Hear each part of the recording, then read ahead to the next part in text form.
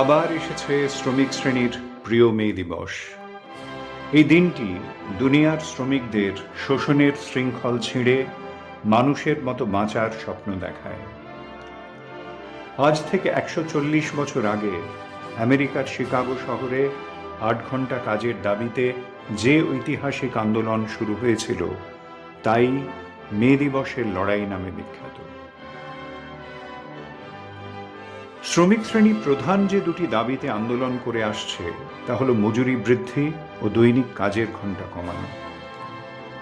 পুঁজিপতি মালিক শ্রমিক নিয়োগ করে মজুরির বিনিময়ে তার শ্রম করার শক্তি, সেটা শারীরিক বা বৌদ্ধিক যাই হোক না কেন, চুষে মুনাফা করার জন্য। অর্থাৎ মজুরি যত কম হবে ততই মুনাফা বাড়বে।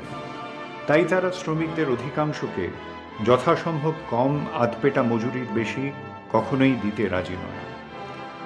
অন্যদিকে ক্রমাগত জিনিসের দাম বেড়ে চলায় আগের মজুরিতে শ্রমিক আর তার পরিবারের চলে না, তাই মজুরি বৃদ্ধির আন্দোলন করতে শ্রমিকরা বাধ্য।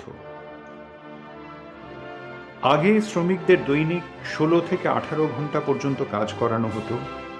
যে কেউ বুঝতে পারবেন এমন অবস্থায় শ্রমিকের পক্ষে কোনো মানুষের জীবনযাপন করা সম্ভব নয়, তাকে কৃতদাসের জীবনযাপন করতে হয় শুধু টিকে থাকার জন্য। এই কারণেই দাবি উঠেছিল 8 ঘন্টা বিশ্রাম, 8 ঘন্টা পারিবারিক সামাজিক জীবন আর 8 ঘন্টা কাজ। আজ আমরা চোখের সামনে কি দেখতে পাচ্ছি? গুরগাঁও মানেসর থেকে নয়ডা, ফরিদাবাদ, ছত্তিশগড়, উত্তরপ্রদেশ, গুজরাট, প্রত্যেক শিল্প শহরগুলিতে শ্রমিকরা হাজারে হাজারে ধর্মঘটে সামিল হয়েছেন, রাস্তায় নেমে বিক্ষোভ দেখাচ্ছেন। সর্বত্র একই দাবি, 8 ঘন্টার বেশি শিফট চলবে না, ন্যূনতম মজুরি বৃদ্ধি করতে হবে।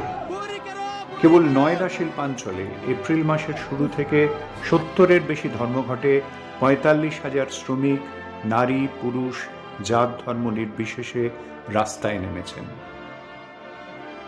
কারণ পরিস্থিতি সহ্যের সীমা ছাড়িয়ে গিয়েছে। বছরে 29 টাকা মজুরি বৃদ্ধি হয় আর বাড়ি ভাড়া বাড়ে কম করে 500 টাকা। গত 10 বছর ধরে ন্যূনতম মজুরি বৃদ্ধি করেনি সরকার। অথচ শ্রমিকরা ধর্মঘট আন্দোলনের রাস্তায় গেলেই দেশ বিরোধী, বহিঃশত্রু উস্কানি, উগ্রপন্থী ইত্যাদি তকমা দিয়ে ব্যাপক গ্রেপ্তার অত্যাচার নামিয়ে আনা হয়েছে। এর থেকে স্পষ্ট যে পুঁজিপতি মালিকদের পক্ষেই সরকার প্রশাসন সহ গোটা ব্যবস্থা চলে। তাদের দাবি সরকার